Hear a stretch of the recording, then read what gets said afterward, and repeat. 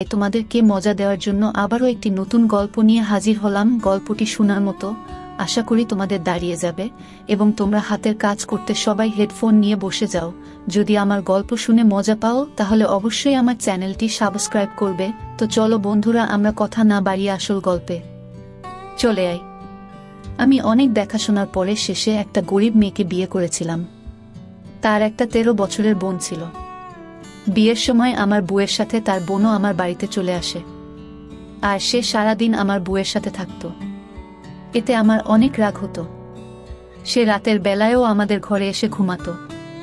একদিন আমি আমার বউয়ের উপর অনেক রাগ দেখালাম আর অন্য ঘরে গিয়ে দরজা বন্ধ করে দিলাম। তারপরে যখন আমি ওই ঘরে ঢুকলাম তখন আমার মনটা বেরিয়ে গেল, কারণ ওখানে তো বিয়ের প্রথম রাতে যখন আমি ঘরে আসি তখন আমি অনেক আনন্দে ছিলাম। আমি বিয়ের প্রথম রাতের উপহার তো এনেছিলামই, তার সাথেও ভালোবেসে আর একটা উপহার কিনে এনেছিলাম। আমি ওর জন্য ফুলের মালা কিনে এনেছিলাম, কারণ আমি জানতাম মেয়েদের এই ধরনের উপহার অনেক পছন্দ। কিন্তু যেই আমি আমার ঘরের দরজাটা খুললাম আমি অবাক হয়ে উঠলাম। সামনের দৃশ্যটা অনেক আশ্চর্যের।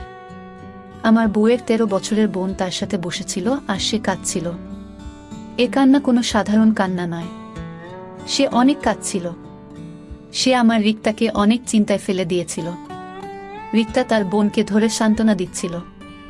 আমি গিয়ে জিজ্ঞেস করলাম, রিক্তা, ওর কি হয়েছে? ওর শরীর ঠিক আছে তো? রিক্তা বলে, হ্যাঁ ঠিক আছে। ও কাঁদছে কারণ আমি নতুন জীবন শুরু করতে চলেছি, তাই ওর মনে হচ্ছে ওকে দেখার আর কেউ নেই। ওকে দেখে আমার খারাপ মনে হয়।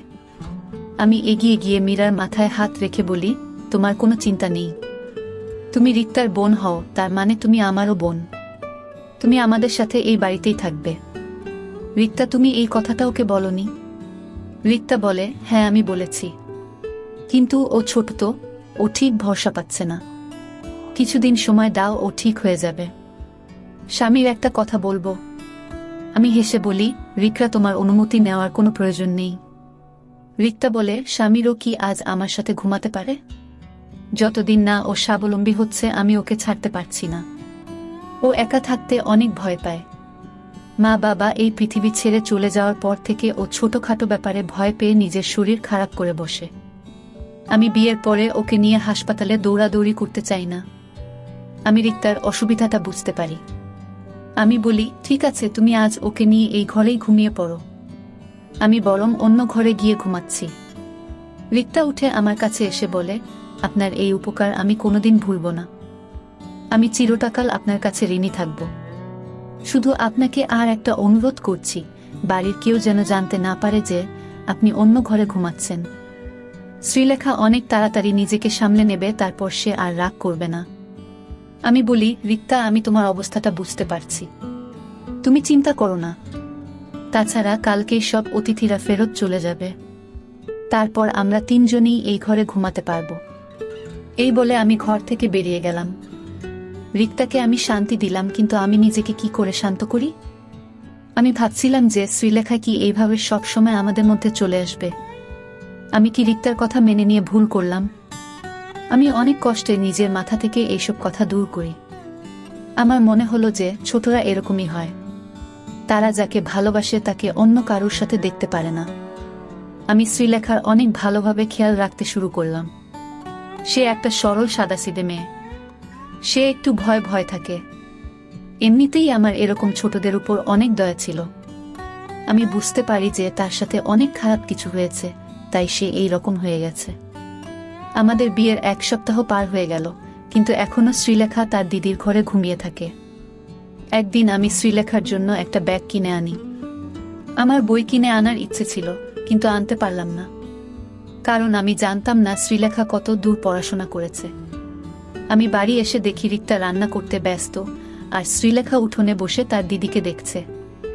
আমি হাসি মুখে শ্রীলেখার পাশে গিয়ে বসলাম। রিক্তা আমাকে দেখে সাথে সাথেই সব কাজ ছেড়ে উঠোনে চলে আসে। আমি রিক্তাকে ইগনোর করে শ্রীলেখাকে বলি, দেখো শ্রীলেখা, আমি তোমার জন্য উপহার নিয়ে এসেছি। শ্রীলেখা আমাকে দেখে কাঁদতে শুরু করে। সে দৌড়ে গিয়ে তার দিদির পিছনের দিকে লুকিয়ে পড়ে। আমি ওর ব্যবহার দেখে অবাক হয়ে গেলাম। ও সবসময় এরকম লুকিয়ে লুকিয়ে কেন থাকে? কিন্তু তখন আমি জানতাম না যে এ কেনর উত্তর। যখন আমি জানতে পারবো তখন আমার একটা বড় কষ্ট পাব। আমি আদর করে বললাম, শ্রীলেখা আমার কাছে এসো, দেখো আমি তোমার জন্য ব্যাগ এনেছি। আমার কথা শুনে শ্রীলেখা আরও কাঁদতে শুরু করে। রিক্তা আমার দিকে রেগে তাকায় আর বলে, আপনি দয়া করে আমার বোনের থেকে দূরে থাকুন। আপনি আমার স্বামী হন, কিন্তু শ্রীলেখার তো কেউ হন না, তাই আপনি দয়া করে ওর সাথে কথা বলবেন না। রিক্তার কথাগুলো আমাকে অনেক আঘাত দিল। আমি তো শ্রীলেখাকে নিজের বোনের মতনই দেখতাম। আমার অনেক রাগ হয়ে গেল। আমি রিক্তাকে বলি, আমি যখন শ্রীলেখার কেউ হই না তখন তাকে আমার বাড়িতে কেন রেখেছ? এই বলে আমি বাড়ি থেকে বেরিয়ে গেলাম। আমি রাস্তায় ঘুরতে থাকি। নিজের ব্যবহারের জন্য আমার আফসোস হচ্ছিল। শ্রীলেখা তো আমার বাড়িতে থেকে যায়নি, আমি ওকে থাকতে বলেছি তাই ও আছে। বাড়িতে তো আমরা 3টে মাত্র লোক। ওরা আসার আগে আমার বাড়িটা একদম চুপচাপ আর ফাঁকা থাকত। আমার মা 2 বছর আগে এই পৃথিবী ছেড়ে চলে গেছেন। তারপর থেকে আমি একদম একা হয়ে গিয়েছিলাম। নিজের খেয়াল নিজেকেই রাখতে হতো। আমি বাড়িতে একা থাকতাম, তাই কোনো কাজের মেয়ে আমার বাড়িতে কাজ করতে চাইতো না। আমার এক বন্ধু আমাকে বিয়ে করার পরামর্শ দেয়। আমি তাকে বলি আমার জন্য একটা পাত্রী খুঁজে দিতে। সে আমাকে বলে যে তার চেনা একটা গরিব মেয়ে আছে যার নাম রিক্তা। সে আমাকে বলেছিল যে রিক্তাকে বিয়ে করলে তার ছোট বোনকেও আমার বাড়িতে নিয়ে আসতে হবে। আমাকে তার দেখাশোনা করতে হবে, তার লেখাপড়ার খরচা দিতে হবে। তারপর ও যখন বড় হয়ে যাবে তখন একটা ভালো ছেলে দেখে তার বিয়ে দিয়ে দিতে হবে। আমিও উদার মনে রিক্তার বোনের দায়িত্ব নিতে রাজি হয়ে যাই, কারণ ভগবান আমাকে যা দিয়েছিল তাতে আমি অনায়াসে তার খাওয়া পড়া আর লেখাপড়ার খরচা চালাতে পারব। তখন কি আর আমি জানতাম যে শ্রীলেখা আর 5টা ছোটদের মতন নয়, সে একটু অন্যরকম। সে একদিন আমার গলার কাটা হয়ে উঠবে, যাকে আমি না গিলতে পারবো না ফেলতে পারবো। আমি ঠিক করলাম যে আমি কিছুদিন অপেক্ষা করব, দেখব যে শ্রীলেখার বোধ বুদ্ধি হয় কিনা। তারপর আমি কিছু একটা করব। আমি বাড়ি ফেরার আগে হোটেল থেকে খাবার কিনে নিয়ে গেলাম। আমি জানি যে রিক্তা আমার উপরে অনেক রেগে আছে, ওর রাগটা আমাকেই ভাঙাতে হবে। আমি যখন বাড়ির দরজার সামনে গিয়ে দাঁড়াই তখন শ্রীলেখার গলার আওয়াজ আমার কানে আসে। সে তার দিদিকে বলছিল, দিদি তোর কি এবার ছাড়াছাড়ি হয়ে যাবে? আর তুই আমার সাথে আমাদের বাড়িতে ফেরত চলে যাবি, যেখানে শুধু তুই আর আমি থাকব। তৃতীয় কোনো ব্যক্তিকে সহ্য করতে হবে না। রিক্তা রেগে গিয়ে শ্রীলেখাকে চুপ করতে বলে।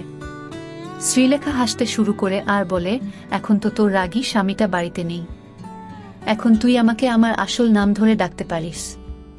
এই কথাটা শুনে আমি অনেক অবাক হলাম। শ্রীলেখার আরও একটা নাম আছে যেটা আমার থেকে লুকিয়ে রাখা হয়েছে, কিন্তু কেন? আমার মনে অনেকগুলো প্রশ্ন ঘুরপাক খাচ্ছিল, যার উত্তর আমার কাছে ছিল না। আমি দরজাটা খুলে বাড়ির ভিতরে ঢুকলাম। রিক্তা আমাকে দেখে দৌড়ে আসে আর বলে, আপনি কোথায় চলে গিয়েছিলেন? আমার আপনার জন্য অনেক চিন্তা হচ্ছিল। আমি এটা দেখে খুশি হলাম যে রিক্তা আমার উপরে রেগে নেই।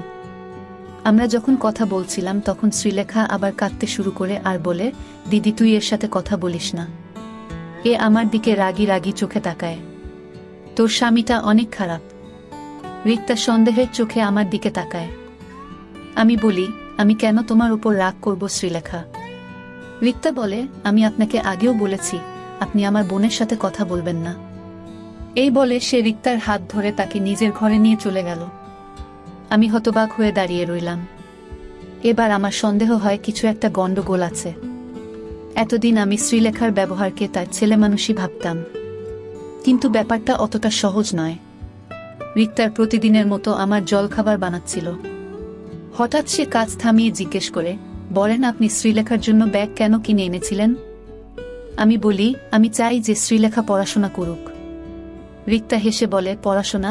কিসের পড়াশোনা? শ্রীলেখা তো কোনোদিন স্কুলেই যায়নি, ওর পড়াশোনা করার ইচ্ছে নেই, তাই আমরা ওকে স্কুলে ভর্তি করাইনি। কথাটা আমার খুব একটা ভালো মনে হলো না, কিন্তু আমি আগে থেকেই রেগেছিলাম তাই আর কথা বাড়ালাম না। আমি অফিসের জন্য বেরিয়ে গেলাম, কিন্তু শ্রীলেখার কথাগুলো আমার মাথায় ঘুরতে থাকে। তার অদ্ভুত রকমের আচরণ, আমাকে দেখে কেঁদে ফেলা, আর আমার আর রিক্তার ছাড়াছাড়িতে খুশি হওয়া, এইসব তো কোনো সাধারণ লক্ষণ নয়। আর শ্রীলেখা কোনো শিশুও নয়, সে 13 বছরের একটা মেয়ে। এই বয়সের মেয়েরা তো অনেক কিছু বোঝে। ব্যাপারটা অতটাও সহজ নয় যতটা আমি ভেবেছিলাম। বিকেলে যখন আমি বাড়ি ফিরে এলাম তখন শ্রীলেখা আমাকে রাগানোর অনেক রকম চেষ্টা করে। আমাকে দেখে অদ্ভুত রকমের আচরণ করতে শুরু করে। আমি যখন রিক্তার সাথে কথা বলতে যাই তখন সে রিক্তার হাত ধরে তাকে ঘরে নিয়ে চলে যায়।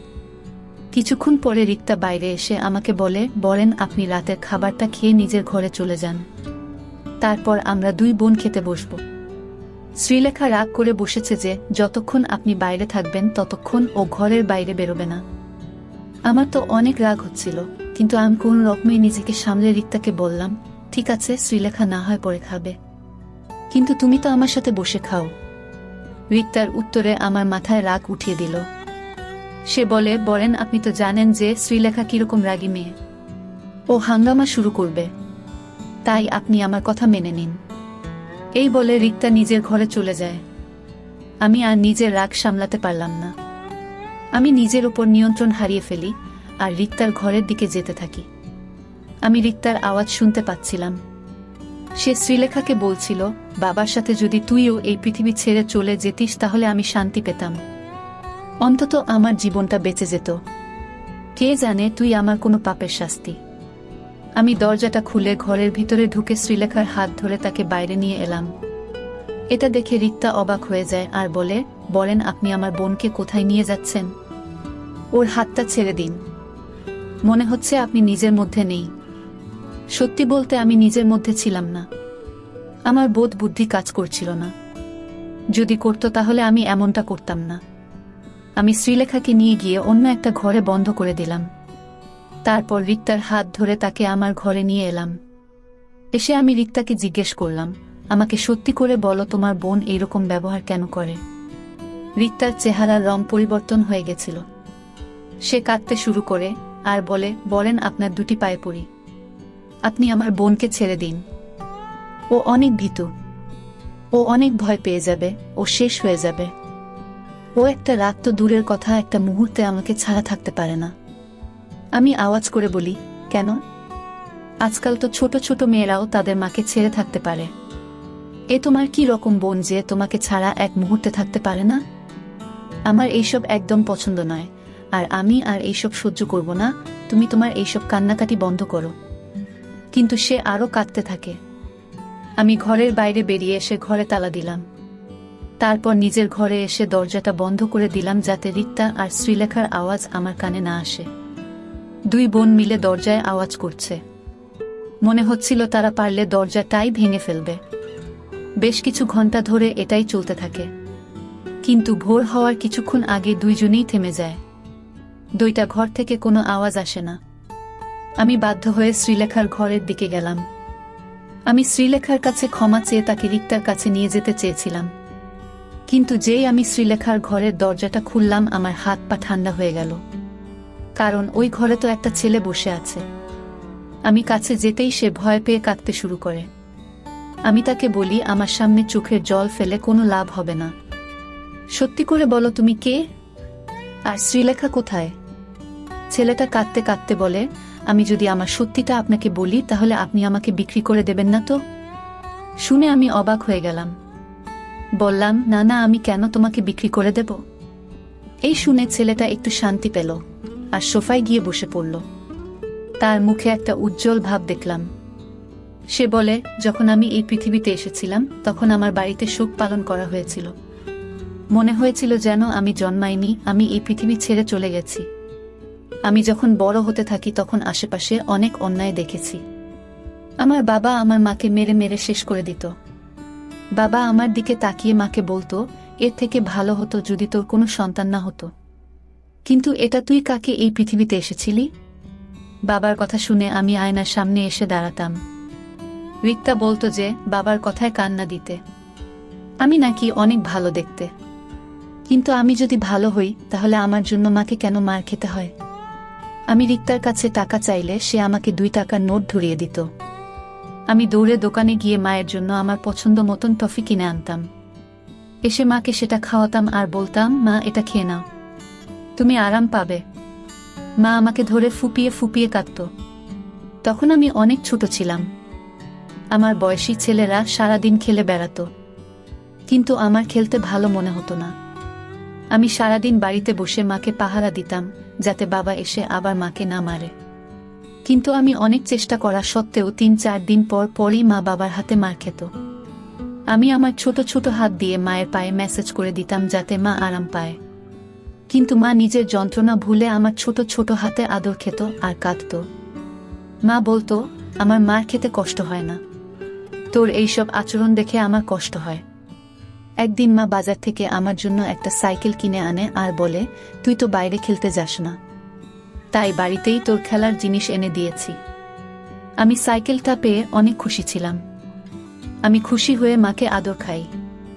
তারপর থেকে রোজ রোদের মধ্যে আমি সাইকেল চালিয়ে বেড়াতাম। মা বলতো, এই শেষবার তোকে আমি রোদে খেলতে দিচ্ছি, এরপর থেকে তোকে আর রোদে বের হতে দেব না। আমি কিছুক্ষণ পর পরই সাইকেল থেকে নেমে সাইকেলটাকে আমার পোশাক দিয়ে দিয়ে মুছতাম, যাতে ওটা সব সময় নতুন মনে হয়। একদিন রাতে যখন বাবা বাড়ি ফেরে তখন আমি সাইকেল থেকে ঝুলছিলাম। বাবা জিজ্ঞেস করে, ওকে এই সাইকেলটা কে কিনে দিয়েছে? বাবা আমাকে 2টা মেরে আমাকে সাইকেল থেকে নামিয়ে আনে, তারপর কুড়াল দিয়ে সাইকেলটা ভেঙে দেয়। এটা দেখে আমার চোখে জল চলে আসে। আমি রাতে না খেয়ে ঘুমাতে চলে গেলাম। রাতে মা আমার ঘরে আসে, আমার পাশে বসে বলে, বাবু, আজ তোর সাথে আমার কিছু কথা আছে। তোর এখন 4.5 বছর বয়স হয়ে গেছে, তুই এখন অনেক কিছু বুঝিস। এখন তোর মা তোকে সব কথা বলতে পারে, তাই না? আমি মাথা নাড়লাম। মা আমাকে জিজ্ঞেস করে, তোর দিদির নাম কি? আমি বলি, রিক্তা। মা বলে, আর তোর নাম কি? আমি চুপ করে যাই। আমি বলি, বাবা আমাকে কমজাত বলে, তুমি আমাকে বাবু বলো। এর মধ্যে আমার নাম কোনটা? আমার মায়ের চোখ সবসময় ছল ছল করত, আজও তার চোখে পানি দেখতে পাই। মা বলে, তোর কোনো নামই নেই। তোর 4.5 বছর বয়স হয়ে গেল, কিন্তু এখনো আমি ঠিক করতে পারলাম না যে তোর কি নাম রাখবো। বুঝতে পারছি না তোকে ছেলেদের নাম দেব না মেয়েদের নাম। আমি বলি, আমাকে মেয়েদের নাম কেন দেবে? আমি তো ছেলে। তারপর মা মাথা নেড়ে বলে, না, তুই ছেলে মেয়ে কোনোটাই নোস, তুই হলি তৃতীয় মানুষ, থার্ড জেন্ডার। তখন আমার বয়স অনেক কম ছিল, তাই আমি মায়ের কথা ঠিক বুঝতে পারলাম না। মা বলে, আমি তোকে ছেলেদের নাম দেব না, কারণ তুই যখন বাইরে বেরোবি তখন লোকে অনেকটা কথা বলবে। আমি তোর নাম শ্রীলেখা রাখব। তুই যখন বাইরে বেরোবি তখন মাথায় ঘোমটা দিয়ে বেরোবি, আর চেষ্টা করবি সবসময় বাড়িতেই থাকার, কারণ বাড়ির ভিতরে তুই সব থেকে বেশি নিরাপদ থাকবি। আমি রেগে গিয়ে বলি, না, আমি ঘোমটা দেব না, আমি ছেলে। মা বলে, আমার কাছে একদম সময় নেই বাবা, না হলে তোর সব কষ্ট আমি নিজে নিয়ে নিতাম, কিন্তু এখন আমাকে এক জায়গায় যেতে হবে। আমি মাকে ধরে কাঁদতে কাঁদতে বললাম, আমাকেও তোমার সাথে নিয়ে চলো মা। মাও আমাকে ধরে অনেক কাঁদে। তারপর আমি যখন ঘুমিয়ে পড়ি তখন আমাকে রিক্তার কাছে শুইয়ে দিয়ে মা চলে যায়। সকালে আওয়াজের শব্দে আমার ঘুম ভাঙে। রিক্তা অনেক কাঁদছিল। আমি যখন বাইরে আসি তখন দেখি মা শুয়ে আছে। রিক্তা আমাকে ধরে কাঁদতে কাঁদতে বলে, মা আর নেই। আমি তার মাথায় মেরে বলি, চুপ করো, মা ঘুমোচ্ছে, মায় উঠে যাবে। রিক্তা আমাকে ঘরে নিয়ে গিয়ে আমার মাথায় পোশাক দিয়ে বলে, আজ থেকে তুই শ্রীলেখা। তোর মায়ের কথা মনে আছে তো? আমি মাথা নাড়লাম।